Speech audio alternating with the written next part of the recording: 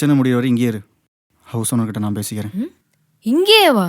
மச்சான் டேய், ம் சொன்னா கேளு. ஹவுஸ் ஓனர் தெரிஞ்சா பெரிய பிரச்சனை ஆயிரும். நம்ம அவளை போய் பீச்சில் விட்டுருவோம். நம்மளே பாத்துக்கலாம். ஹரிஷ் அண்ணா, நீங்களே இப்படி சொன்னா எப்படி அண்ணா? ஹரிஷ் அண்ணாவா? ஆமா அண்ணா, நீங்க எங்க லவ்க்காக எவ்வளோ ஹெல்ப் பண்ணிருக்கீங்க. அப்ப இருந்தே உங்க மேல ரெஸ்பெக்ட் கொஞ்சம் அதிகமாயிருச்சு ஹரிஷ் அண்ணா. உங்களெல்லாம் பார்த்தா நம்ப முடியலையே.